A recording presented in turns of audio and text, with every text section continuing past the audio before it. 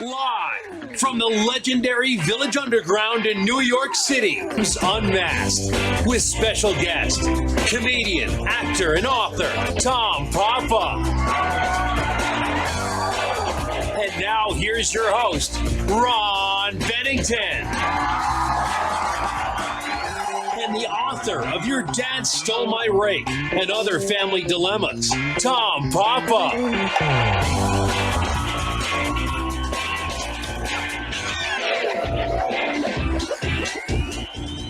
Come on, folks, Tom Papa. This is amazing. First of all, So nice in here. it is nice. Yeah. First of all, congratulations. It's not an easy thing to pull off, and this book is hysterical. Thank you very much. Yeah. I would prefer if you just referred to me as a man of letters. I will from this point on. This will be like the 92nd Street Y, but in the 70s when people cared about writing. You know what I mean? Right, when exactly. Norman Mailer was a star. Yeah, Yeah. where an author actually had like some place in society. Yes. Yeah. That people looked up to, like there'd be trouble, and they're like, let's run to the writers and see what they think. But authors back then also, they lived bigger lives. Like Yes. they would, Mailer would like drink and then punch people on the street. Yeah. And like show up at women's marches and scream at the speakers. It's true. Like they really did stuff. Yeah. We just kind of like, okay, I don't want to bother anybody. Is that tweet offensive? I'm not going to say that. Well, a lot of that you get into in the book is the way the world has changed over your lifetime and the way parenting and families have changed and stayed the same. Yeah, it was kind of interesting. Like when you start talking about families, as I'm writing over the last couple of years, at the same time, all this different gender thing was coming up and Yes. the way we talk about people. So I had to actually just put one line in the book, like, I know that we all have a boy that acts like a girl and a girl that acts like a boy and girl doesn't mean anything, but I'm just going to write about my life. And boys smell worse than girls. And then just went into the essays. Like, I wanted to acknowledge, I get what you're saying. We're dealing with all that stuff. But in my life, with dealing with these people, it's still the boys are awful and the girls are nice. Well, it is true. But I thought, and I was talking about this the other day, I think little girls think about motherhood even when they're children. They have a doll and all. And I don't know, do any boys dream of fatherhood someday? Is there? No. You don't even think. Yeah. you don't even think about it. Yeah. You look at your father sometimes and you're like, oh, I hope I don't turn into that. Right. Yeah. Yes. But you don't think of like, I'm going to. You really, as a boy, I think men are just always thinking, she's hot. Yeah. Right. It doesn't go further than that. Right, yeah. You don't think of what a mortgage would be and what a child would Right. be, and you're just like, I like her now. Yeah. She's really hot, which is really the problem with, I think it's, boys aren't taught, like, if you're going to get married and you're with a girl and you're considering it, my nephew is going through this right now. He's like 26, and he's like, she's cool. I like her. She's pretty hot, right? She's cool. And I'm like, you're an idiot. You have to think 30 years down the road. Right. Like this girl you're with now is the sales model. This is the shiny version. This isn't who you're going to spend your life with. Yeah. You're going to spend your life with the version that's 30 years out. You have to look at your man and picture him 3 times the size. And bald. He's probably going to be bald. Or worse, just 3 hairs, like a doll that's been caught in a fire. No more cool motorcycle in the garage, but he's in the garage because he paints birdhouses now. You don't think that way. Wow. And women, you have to think about your woman that way. You have to look at this girl with this beautiful long hair when you marry her. It's happening to my wife now. When they're older, everyone, short haircut, just straight up. Like all old women, like they look like they're surprised. Hey, I'm still alive. Look at me. Hey. No more lace bras and panties either. Yeah. Underpants, industrial strength, cotton, keep everything in shape, underpants that she hand washes in the sink. I told my nephew, when you're brushing your teeth and you have to spit in the toilet and you're not angry, you know you married the right gal. And this isn't a sad story. This is really the story. Like, if everything goes right, this is the happy ending you get. Yeah. He won't listen to me. Well, that is the beauty of youth. They never listen. You know what I mean? No. That's the thing about school is kids just sit there Yeah. because they can't believe any of the things that you're telling them. You know? Right, exactly. They're like, you're old. That's what kids just look at other people who've actually lived, and they just like, oh, you're old. Why do you have that brown spot on your face? And you're like, no, I have wisdom. You're like, yeah, you also have food in the corner of your mouth because you have no feeling in your face anymore. I remember when my grandparents would tell me, like when they were a little kid, they go, when I was your age, and I would think, you're lying. You were never young. Everything you're saying to me right now is a lie. That's right. And they had no photos to prove that they were young. Yeah. There was like one photo of them like raking in a field. You know, now we can actually document and say, no, look, I was there in the 80s. Now, go back to Rake. The book is called Your Dad Stole My Rake. And where did that story come from? Your Dad Stole My Rake it's not really even an essay in the book. It's just kind of the overarching feeling that I had of being a child, growing up, being in this big world, this big place. And I remember distinctly a neighbor coming over and saying, your dad stole my rake. And I was just like, oh, why am I accountable for my family's actions? Because my father did steal everybody's tool in the neighborhood. He never bought one tool. He would just tell me, go get a hammer from Mr. Milana. Go get a screwdriver from what's his name. And I would go and I didn't want to go because I would ask and they would look at me as a child and be like, fine. And they knew they weren't getting it back. My father would do the job. He would do it horribly. He couldn't really use the tools. He would get angry, throw it. And then there it would sit in the garage for weeks. And then eventually they would come over. Your dad stole my rake. Can you give it back? I'm like, oh. We're moochers. But that was the feeling, like you're kind of at the mercy of whoever you live with. Right. And you are at every stage, really. And that happened when I was younger. And now that I've made my own family, I've made two people. And I'm their leader. And I know, I'm not sure exactly what the things are, but I know my children are being humiliated by some of my actions. Right. I don't see it. I think I'm cool. I think there's no way that they could be embarrassed, but I know that they are. I don't know what. I'll find out later when they write a book. That is true. Everyone who thinks they're a good parent has no idea, because it's like thinking you're a good dancer. Somebody else has to say it. You know what I mean? Like if someone says, hey, I'm really good in bed, you're probably not, you know? Right. So the same thing we don't know, but you bring up some crushing stuff of little things, offhanded things that were said to you when you were a kid that you held on to.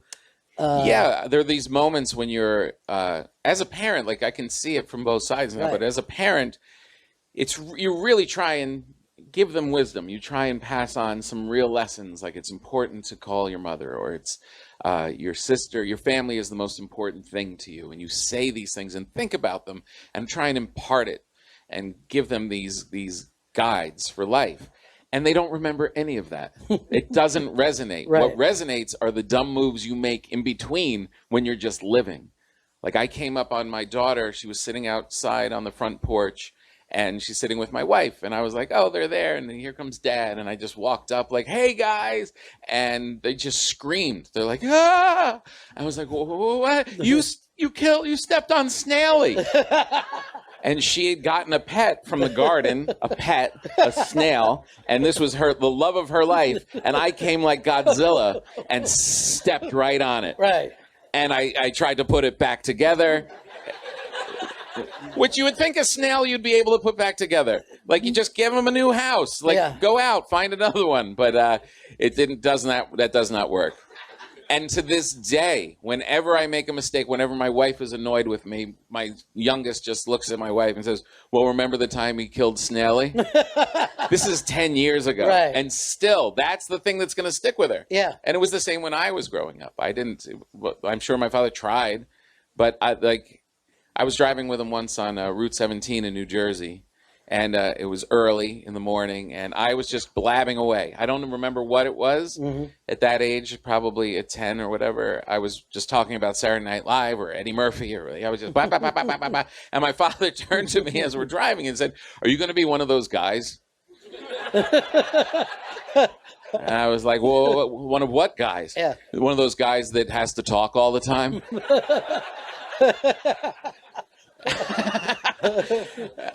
And I was like, well, in my head, I was like, well, yeah. I mean, as opposed to what kind of guy?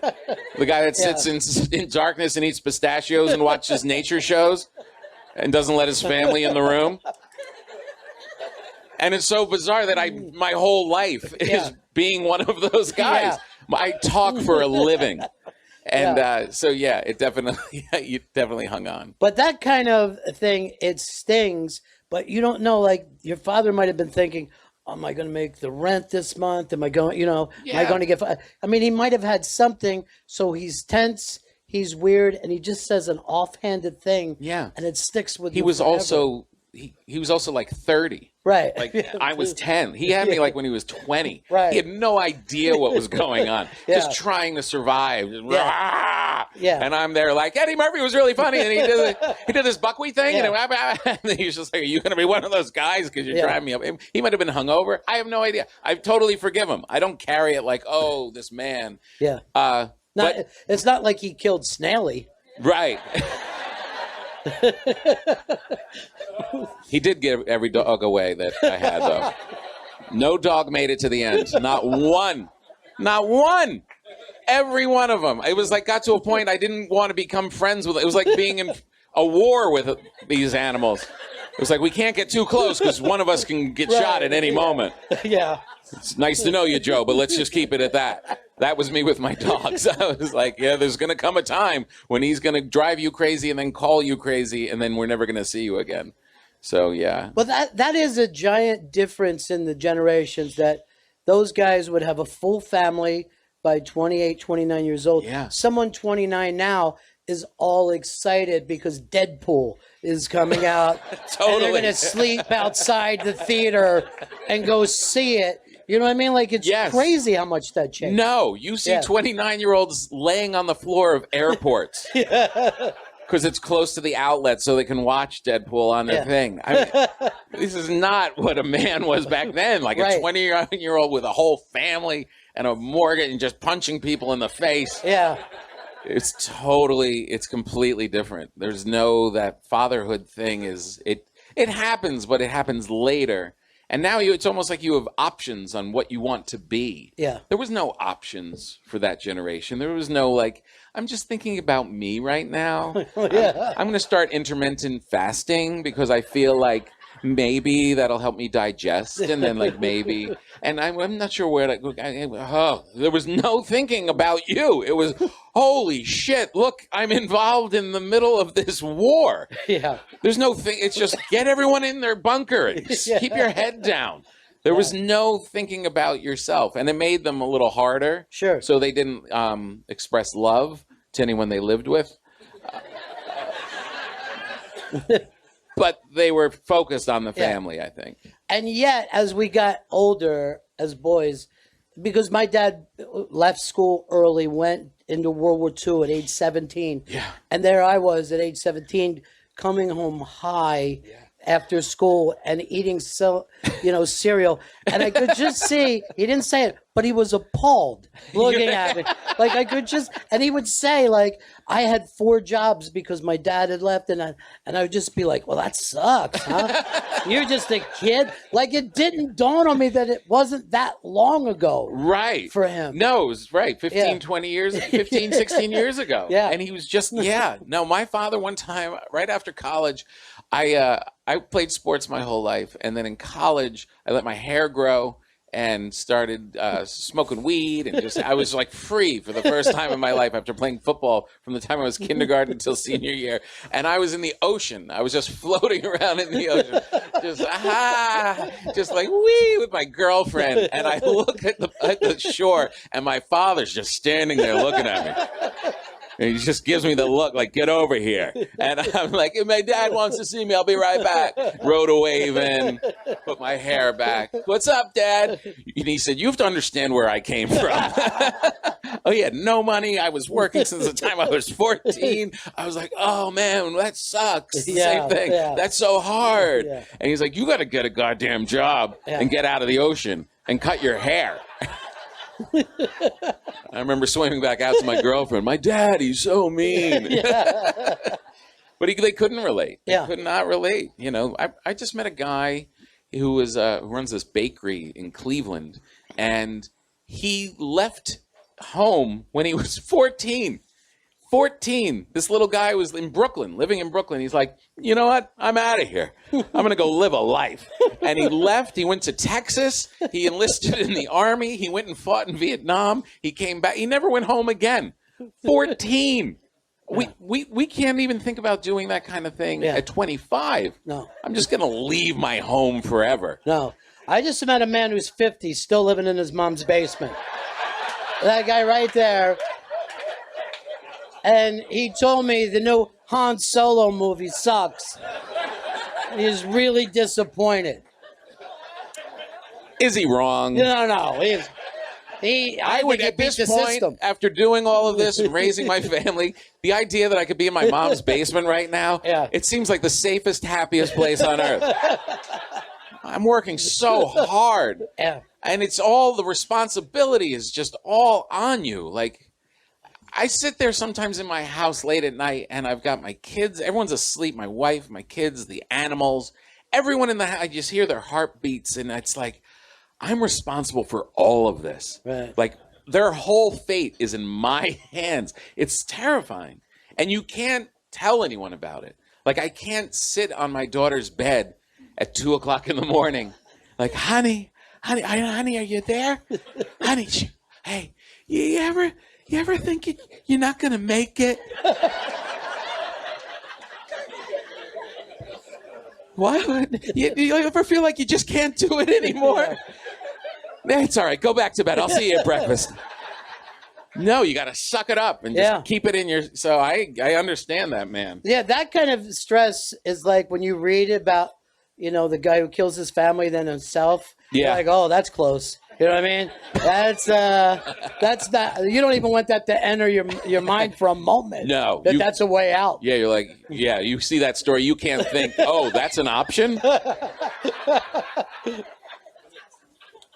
Now, I also, you know, the way time has changed, what, like, problems do you have with your kids, or what challenges that your parents didn't? Because obviously no one, either we were out or home, we weren't upstairs on the internet talking to the world. You know? I've completely lost that battle. Mm-hmm. Like they say, you know, you read all these things of, you know, the phones, the internet and the phones, and how do you deal with that and manage it with these children, and how are you going to stay on top of it? And they had all these gimmicky rules, like you tell that child that it's your cell phone and they're just borrowing it. Whatever. And you tell them they can only be on the internet, on the computer, when it's in the public space. They only in the kitchen.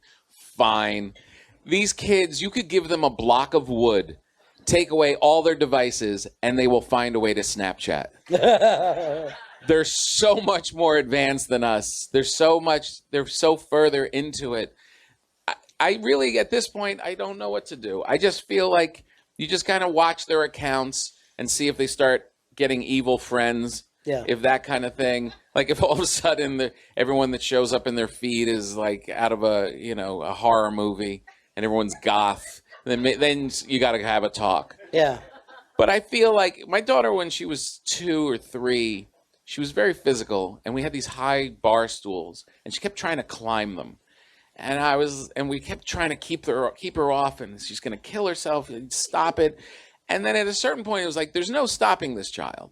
So she has to get good at climbing the bar stools. And she did, like a monkey. She could just go up, and it was safe, and she was safe because she got good at it. And I feel like that with all of this stuff, with the phones, they just have to be good at it. They have to learn to cope. You have to keep talking to them. But there's not even a battle to be won. They are now, the world is completely opened up. And if I had a boy, I would be more concerned. If I had a little boy with porn in his pocket, like they think that's what a relationship is with a woman now. Like think about that. Like guys, think about when you were 10, you were looking for anything that showed you any part of a woman. Anything. Anything. And now they have all of it sitting there, all the world's pornography on their phones. you have to teach them like what an interaction is with a woman. It's horrible. I'm off porn completely, and this is how you get off porn, by the way. And you know this. Get off on porn or just get no off porn. No, don't get off. No more porn. Yeah, no more porn. Make your own women. Make your own women. I've made 2 people, and they are women, and I am not looking at porn. They're 15 and 13, and they're about my height. Yeah. There's a lot of people in porn that look like people who show up in my kitchen. No, I am not looking at it. Yeah. I masturbate to bone density ads now. Newscasters, old newscasters. That's who I hang with. You know, young girls look at porn too. It's not just young boys. Yes, I know, but they will deal with it in a different way. They are not, and again, new gender rules aside. You have to make that. Yeah, I have to make that clear. Like, okay, but the real thing is that a girl will watch it, and she'll be stimulated by it, do whatever with it, but it will be internalized, and a boy will look at it and then want to run out of the house and do it too. You know what I mean? Men are aggressive. We've got testosterone, and there's a thing of going out and doing it and trying to get with women and all of that, and it's all fueled by this aggression, as we're seeing, like with all these famous people that didn't even need to be aggressive, and aggression came out. So yeah, girls are looking at it, but they're like most things. A woman will look at it, use it wisely. A man will look at it and use it like a hammer and hit himself in the head, right, and then look for who else to hit. The book is Your Dad Stole My Rake. This is Tom Papa's look at fatherhood. And I think the difference for you, of course, Tom, is that you're on the road quite a bit. Mm-hmm. How often are you away from the family? I don't know. I haven't. I'm right now. I'm away more than ever. I had this thing where I decided because they're older now, and I wanted to be around more. And I didn't like being around when they were really little. They're not as much fun. They can't talk. They don't get your jokes. But now they're really fun, and they're also leaving soon. So I want to be around more. And so I was like, I'm going to manage the road a little better. And then all these projects hit at the same time, and I'm gone now more than I ever have been. I don't add it up. My web designer, put a touring map, see Tom on the road with all the little dots of where I'm going to be. I can't look at it. I get anxious. I like just knowing what I have to do on Friday and Saturday. I don't like looking at I'm going to be everywhere between now and December. It's too daunting. So I try and not go out too much, but right now I just have a lot going on. When was it weird for your kids when they found out that their dad was a comedian, that their dad was friends with Jerry Seinfeld and Colin Quinn? And was that an odd thing? It was really weird when they heard I was friends with Colin, because they had no idea who that was.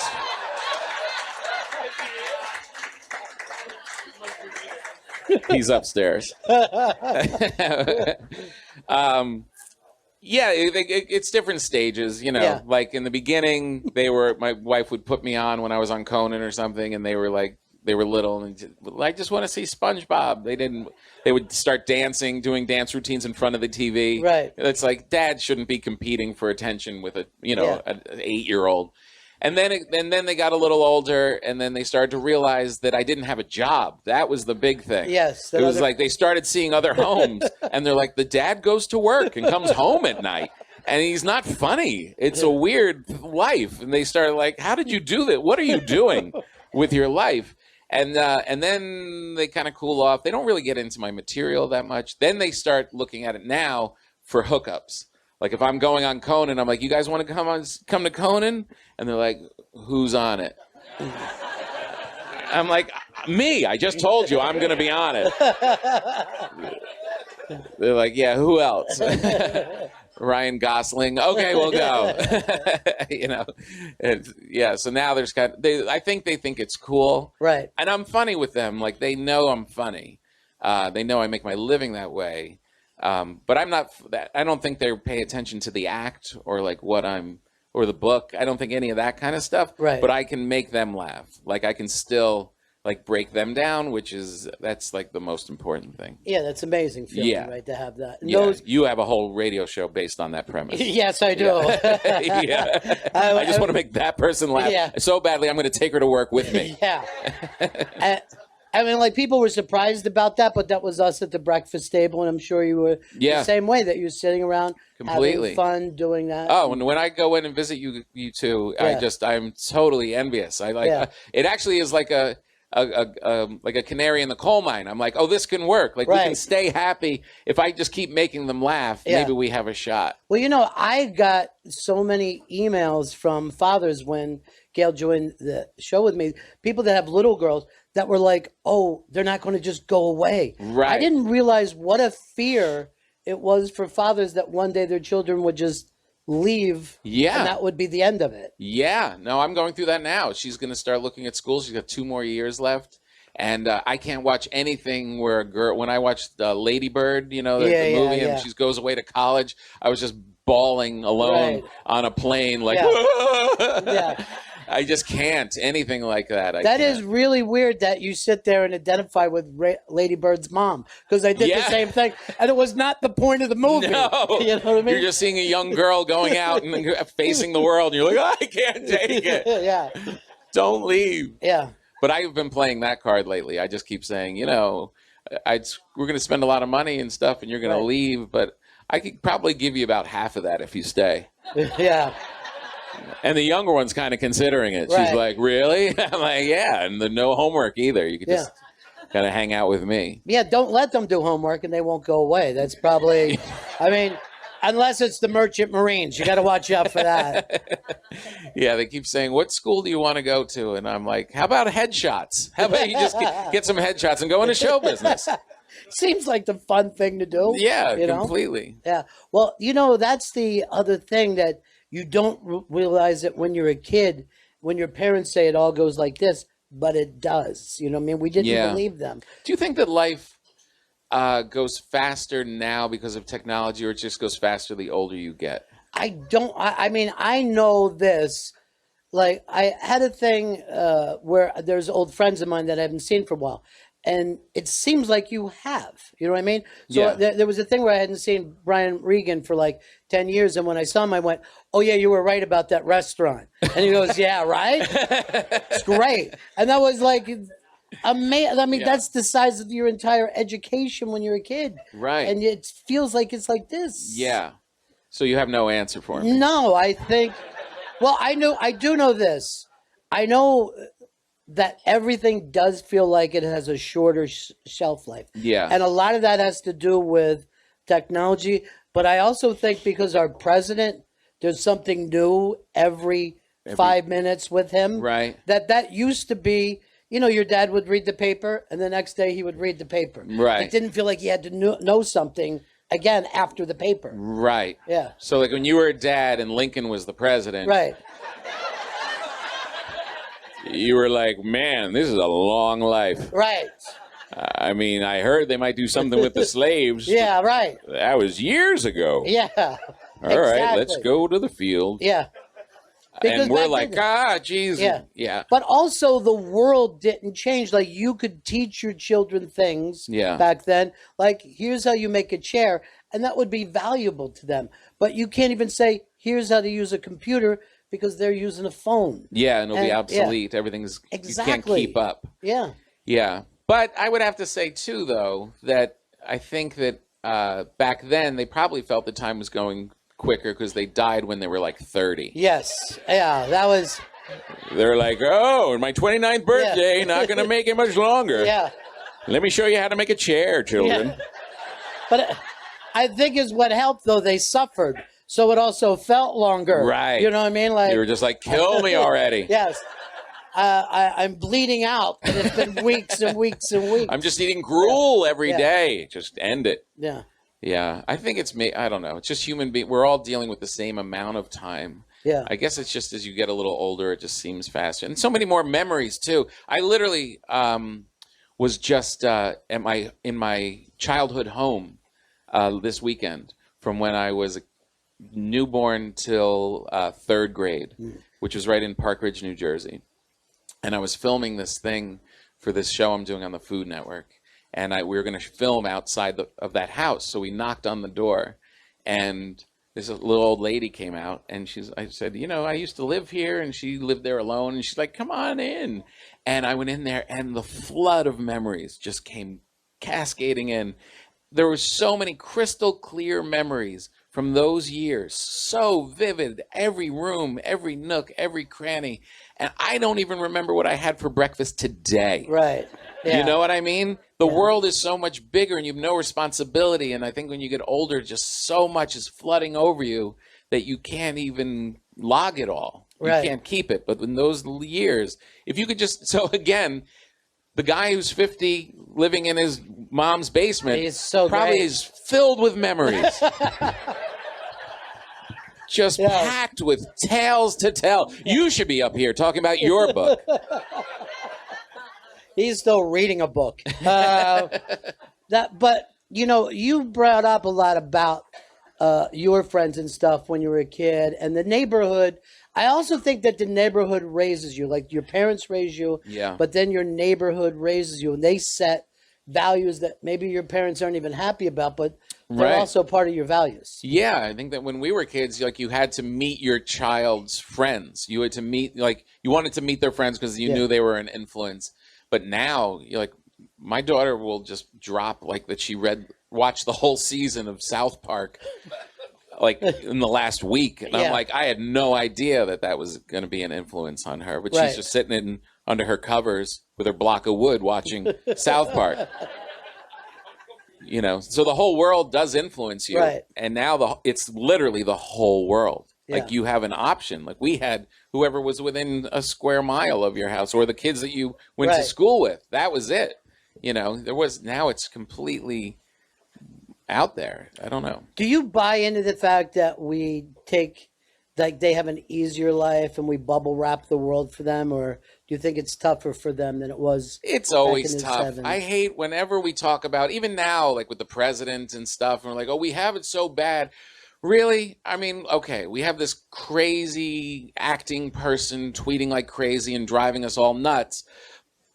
Is it much worse than when you said goodbye to your brother so we could go look for Hitler? Yeah. Through Europe? You know what I mean? Yeah. Like, you had to save all your metal because we might need it. Right. As a like, that is somehow easier than dealing with Trump talking to Kanye. Yeah. You know what I mean?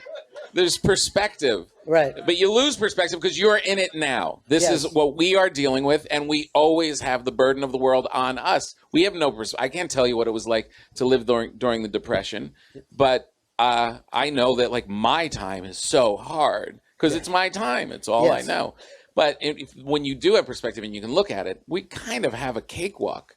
We really do. Well, I mean, there are people suffering for sure. There's I travel a lot, and there's a ton of poverty and homelessness going on in this country. There are people that, don't even have a mom whose basement they can live in. Mm-hmm. And I'm not saying everybody has it easy, but as a country, you have to realize, how unique this is. My grandmother grew up there during the Depression, and she lived by the Giant Stadium in East Rutherford. And on 9/11, I was flying and I couldn't get out. The plane hit while I was at the gate, and we just had to get in the car, and I couldn't get into the city. I couldn't get back home. So I just went to my Nana's house, and I drove up, and right by Giant Stadium, I got out of a cab, and I'm shaking. The whole world is crumbling in front of us. And she opened the door, and she's like, Tommy, you came to visit. And I'm like, did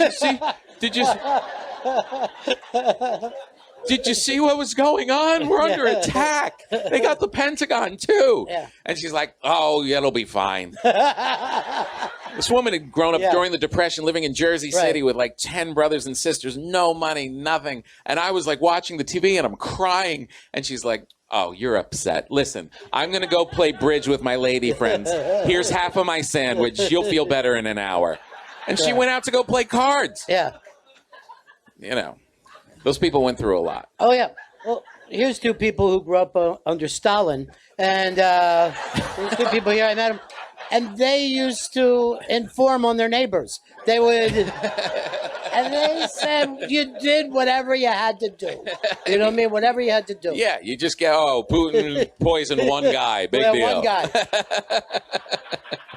But so that's kind of your mentality. You're a guy who, I'm going to say that I think of you as a glass is half full kind of guy. Am I wrong about that? Or you're not wrong. Yeah. I'm an optimist for sure. I don't know. I think part of it's genetic. I know people suffer and have to go to a lot of therapy and that kind of thing. But I also had people and my grandparents and stuff who grew up during that time were just like, get over it. Yeah. Stop it. Stop belly aching. You know, this is our life. You're only here for a little while. Dust off. Make it a good day. How lucky are you to be alive? Yeah. This is it. And I carry that all the time. I completely feel that way. Like, no, I didn't need a near-death experience for me to go, wow, this is special. You know, this is okay. We're going to be all right. Right. You know, I mean, Colin had a heart attack and he still doesn't look at the world that way. No. He still thinks it's going to be horrible. Colin had a heart attack and went, I know it. I've been waiting for this for 50 years, and it's here, and I told everybody they wouldn't believe me. You know, the world is awful. Yeah, Norton's calling me. He can't come on a plane. He doesn't know what he's doing. Yeah. Well, you, you know, into your stand-up, you have this great stand-up career. You act, and you know, you're a writer. You do radio. I mean, you do so many. It's almost like you're like a 1930s comedian to me. Yeah. Where, you know, those old guys got to pop in and out. Right. But this new show that you have for the Food Network, a baking show. Yeah. And one thing that America agrees on, baking is great. There's not a baking show that people don't. I watched that stupid thing out of England. Yeah. Like it mattered. I don't know why. Yeah. Like, oh my God, who's going to make the best tart? Yeah. And I'm really crushed when some of those people, something fell in the oven. I'm like, I can't believe this happened to them. Yeah. I started baking sourdough bread a couple of years ago. And my friend taught me about what a sourdough starter is. Yeah. Like this natural yeast. Excuse me. And I started making it. And I just started baking with my daughter and like started baking sourdough bread in these Dutch ovens. And it started coming out really great. And I got obsessed with it very quickly. And I started getting really good at it and then posting it. And then I talked about it on a couple of podcasts. And people started sending me their pictures of their bread. Yeah. And you've inspired me to try and bake. Then the New York Times did a story on people with their sourdough starters. And I had a picture of me in the Times in the food section holding my starter. And I'm living in LA like, hey, in my kitchen. And my friends from New York were calling going, what are you doing out there? We thought you were a comedian. Why are you in the food section? And it took on this life of its own. And when I would travel and do stand-up, I would go visit bakeries. I would go and try and talk to the bakers and see how they do it. And I was starting to learn about it. So then the Food Network approached me and asked if I wanted to do a show about that, traveling around the country and talking to the people in each city about the best baked goods that they have. And and it's not really formally announced, so I'll announce it here. We just shot 8 episodes and start airing on Labor Day. Well, it's fantastic. Yeah. I'm curious about something. By applause, how many people actually like sourdough bread? I had this conversation with Colin upstairs. We both hate it. We both hate sourdough bread. We think it's the worst. It was the worst shock. But you also have a limited idea of what sourdough bread is. Yeah. Sourdough bread is not that tangy, overly sour thing that you would get like on the wharf in San Francisco. That's where I had the first. There's it's a levain bread. It's making you can still if you can use different flours and have it be like a country wheat loaf or something like that without the tanginess to it. You can regulate that. At 17, I had my first bite literally on the wharf, and I hate San Francisco to this day. I want to say this. It literally left a bad taste in my mouth. And now people say that. I can't. I root against the Giants, the 49ers, Golden State. I hate them all. But you're saying I didn't have the I didn't have the good stuff. No, you had stuff that had high acidity to it. Good. And you can manipulate it. You would love my bread. When I come back to New York, I will bring you my bread. And I'm telling you, you will love it. And it's natural. Like people that are even had gluten problems eat my bread and they have no problem because it's only flour, water, salt, and yeast. That's how you make bread. These new bread, the bread you buy in a supermarket has 35 ingredients in it. How many people do you think are tuning in right now and think this is an infomercial? Tom Papa is now selling this sourdough bread maker that's going to change your life. Yeah, but you love it that much. I do love it that much. And it's back to the optimism thing, and I am an optimist, and I feel like we have a limited time here. We might as well enjoy it. Yeah. Bakeries, no town needs a bakery.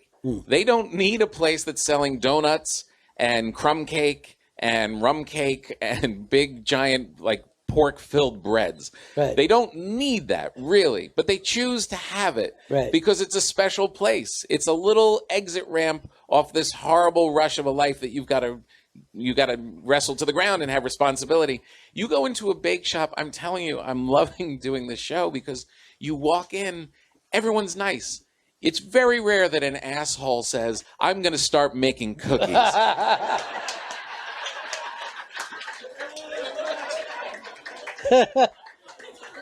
So you meet these really good, hardworking people.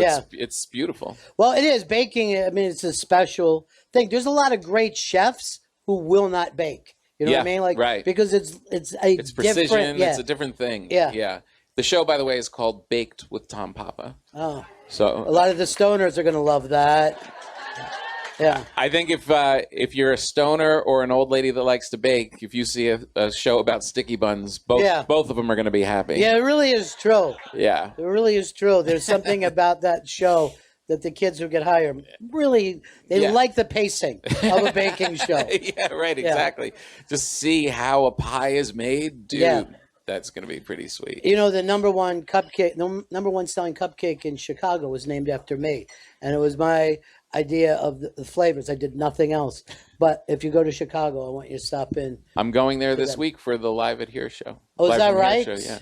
Well, I'm going to make sure that you get a Ron Bennington cupcake because I think that'd be fantastic. I feel like you're being secretive about it. I am not being secretive.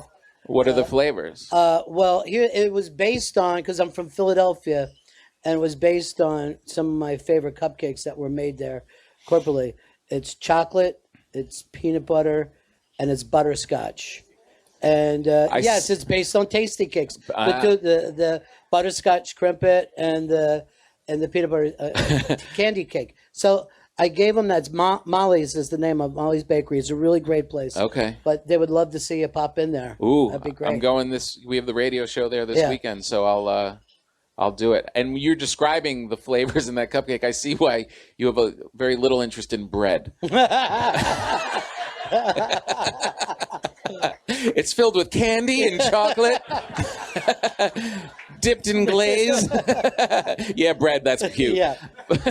No, I love bread. It was sourdough. That was my only problem. That was my only problem. Tell us a little bit about the radio show that you're doing now, because you came into a historic radio show and you've kind of transitioned some stuff. I'm the head writer for Live from Here, which was formerly known as Prairie Home Companion. Yeah. Yeah. Should get a plug. And I do a monologue each week on the show called Out in America. And, they needed Chris Thiele as the host now, who's this genius musician. He's just, I've never seen anybody like him. He plays the mandolin and conducts the amount of music in his head is scary. And, so they needed someone to deal with the comedy. And Garrison Keillor, it was his show, his creation, and he wrote everything. So they needed somebody to kind of take over that part of it. So that's my gig now, and we have some writers that submit sketches and stuff, and then I take them in and rewrite them and get them in shape for the show. And then with my friend Claire and Joey Ryan, and then and I get to do this monologue each week. And I listened to that show forever. It's one of those shows, Prairie Home was one of those shows that you pretty much just ran into it. Yeah. If you were in the car with your family, or if you just kind of happened to stumble upon it. For 30, 40 years, he was doing that, and he wrote so much. And I just held it in very high regard. I read all of his books. I just loved it. I really respected how much he was writing, and it was very similar. It was like writing about family life and similar to what I like. And I got the job in September, and it was so I could walk around town and say I'm the head writer for Prairie Home Companion, which felt very cool. And then I stood on the stage in St. Paul and read a monologue where he would do the news from Lake Wobegon. And it was a very trippy thing. I'm like, I can't believe I'm close to what this giant was doing.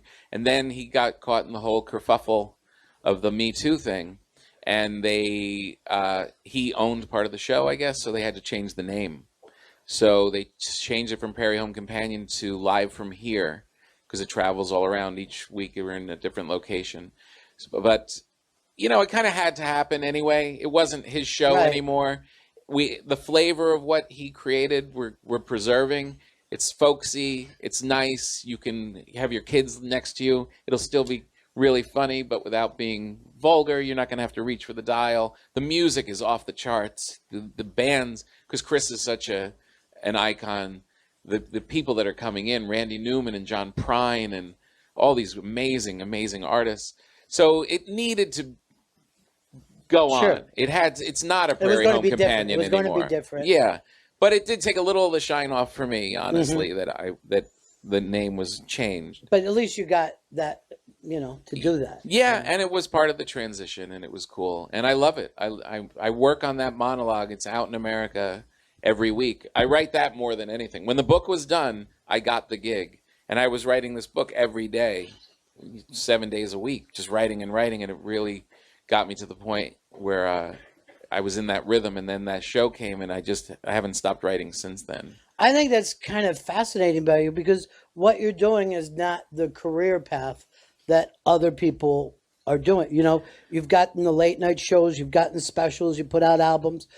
People don't often, and TV and movies, people don't often think, oh, and I could do this side project that takes up a ton of time. Yeah. And I'm writing but I'm going through a phase now where it's purely, obviously, out of the love of things. It was the love of bread.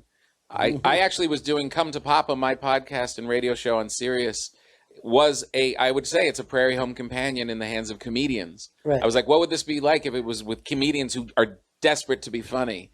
Where Garrison was telling stories, I'm like, we want laughs. So when they came to me, I'd already been writing these. I was doing that same show for myself for 5 years. And so it just, the love of Garrison and Prairie Home Companion, the love of bread, the love of writing. These are not choices you make if you want to be Kevin Hart. Yes, exactly. Yeah. It's not. You're not going to go, like, let me do radio and bake bread. That's not a show business move if you want, you know, to collect your Benjamins. But I have to say, it's only coming from what I really like to do right now. So it's more rewarding. I'm happier doing that. Like if somebody would have told you when you were younger, here's where you're going to be at this point, you would have been thrilled. Even though you don't always, not thrilled every day. But if someone told you this is your life, this is your job. Yeah, I would be pretty psyched. Yeah. I would be psyched. Who was the class? Who was the guys that you came into comedy with? Because that's always a pretty tight thing. Yeah, it was for me. Was Greg Giraldo and Jim Gaffigan. Those were the guys. Those were the three guys I was doing shows in Italian restaurants with, and like Attell and Colin and all those guys were already around. Yeah, and then we showed up. Greg Giraldo was the first comedian I ever saw in a comedy club. I'd never been in. Yeah, God rest his soul. I walked in to do my first set at Stand Up New York, which at the time at New York Comedy Club, which was above a cowboy bar. It was a cowboy bar downstairs, and upstairs was this tiny little room where they did stand-up. And if you brought 3 friends who paid, you could get on stage. And I walked in, and there were 6 people in the audience. 3 were my friends. And this guy, Gary, was up on stage hosting, and the only other comedian was a very young, sweaty, nervous Greg Giraldo. Just sweating like, hey, man, what's going on? And he always talks real fast. He was like, hey, you're going to go up? This is going to be great. Yeah, I've been doing it for like 6 months. This is going to be great. I was like, oh, okay. And we both went up there and did our jokes and got through it. And then he was my closest friend in comedy until he passed. He was just an amazing guy. I think that's always interesting, too, because, like, if you ever see musicians that come in together, they sound the same, they're playing the same, you know, there'll be like a scene and you'll know where they're from. But with comedians, it's not that way. People get unique together. It's the opposite. Yeah, you have to kind of find your own voice. And Gaffigan at the time, Jim Gaffigan, was the weirdest act you would ever see. Greg and I were killing, just bad jokes, but really trying to win the crowd over. Gaffigan had no interest. You know how he does like that kind of like second voice when he's like, oh, gee, wow, why is he talking like that? Wow, he's really upset. That was all he was doing. But there was none of the other guy. He would be in by the the way, basement. that's a phenomenal impression. Yeah. Somebody listening just Gaffigan came into this show. It's great. He would be in the bottom of an Italian restaurant. We would do these shows at Del Soma's, and it was literally downstairs off Broadway. And he would be on Greg and I killing, and then Gaffigan getting up there, and he just has the mic, and he's just like, wow, gee, wow. He wasn't even using words. And Greg and I were like, I wonder what's going to happen to this guy. I love him, but man, I don't know. He's got to. What the hell? Who's going to want to watch this? But he stuck to it, like you said. Like he had his voice, and he was finding his thing, and it didn't matter what Greg and I were doing. Everybody kind of like just you separate, because that's the goal. If you do sound like anyone else in comedy, that's kind of you're doing something wrong, right? Yeah. I always think it's interesting though of how many comics come from North Jersey and Long Island. Yeah, you know, I mean, there's a tremendously big part of successful comedians are from both those places. Yeah, it's because you don't live in New York, and you it's helpful, and you know it. Yeah, and you're like, I want to be there. Right. I don't want to be. You're like, why is everyone using New Jersey as a punchline? And then you go to New York, and you're like, oh, I get it. Yeah.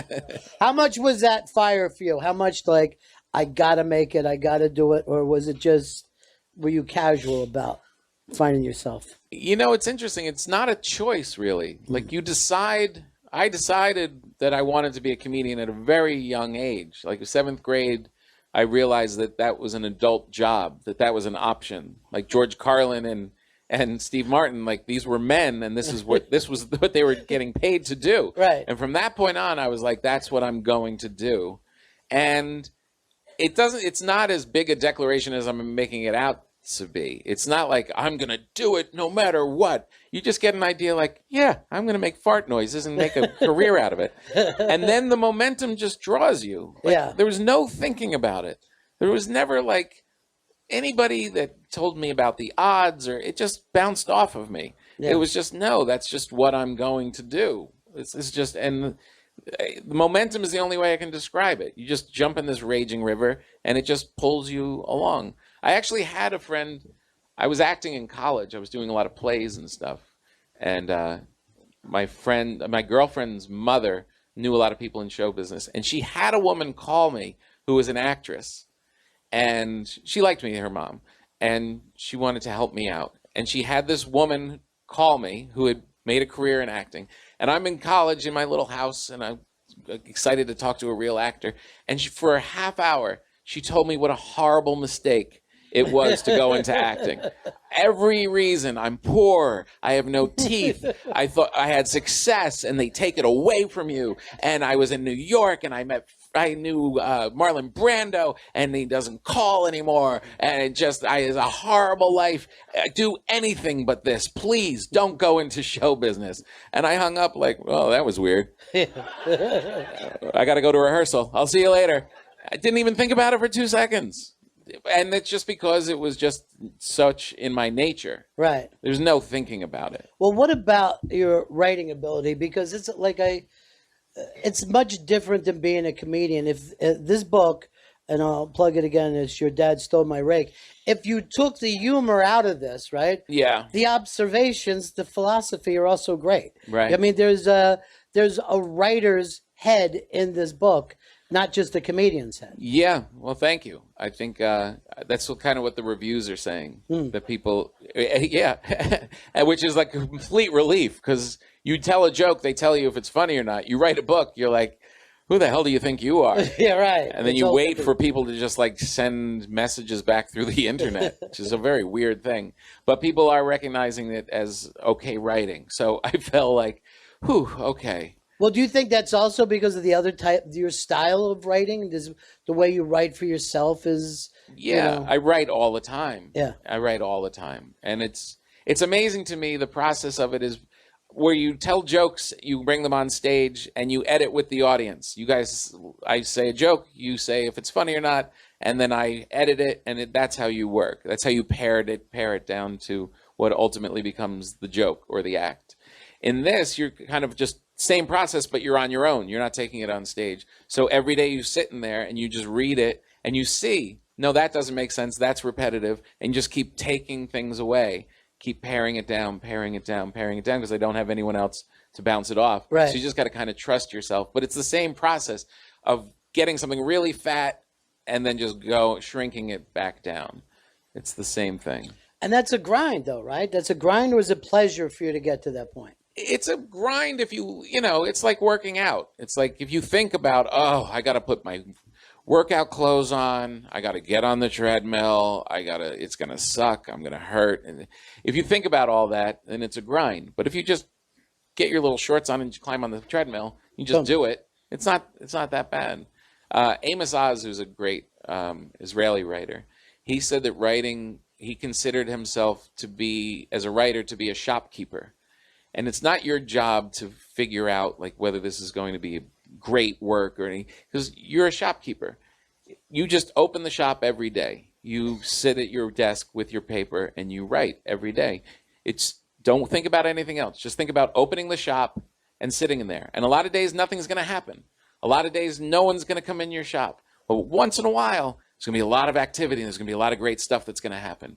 And then you wouldn't be there for that if you didn't open up the shop.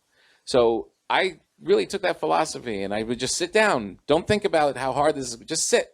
Just get to the desk and sit, and now we'll kind of go to work and see what happens. And the other hard part is you're different every day. I literally would look at it as, I wonder who's going to show up at work today. Because you work alone. Like when you're in an office, you're like, Don's acting like a prick today. But you're the only guy there. Yeah. And you're like, whoa, Tom's acting like a prick today. But you are a different person every day. But it's your job to just sit there. Well, I agree with the reviewers. It's a terrific book. It's Your Dad Stole My Rake. Now, you're going to do a book signing upstairs, too, for the folks that would like to be part of this, right? Yeah. Does anyone want a book? Yeah. That's good. Then I'll do it. Then I'll do it, ladies and gentlemen. I have something for you, by the way. I bought you some cigars. Well, thank you very much. I know I know you like little ones. Yes. Because you don't like to be outside. I know you also have your own style. No, this is fantastic. Are they Thank you okay? very much. You're the only guest that has ever brought me a present, and that tells you all you need to know about Tom Papa. Hey, thank you so much, my friend. Thank you. That was Thanks, Ron. fantastic. You're the best. Seriously. Thank you. Tom Papa, everybody.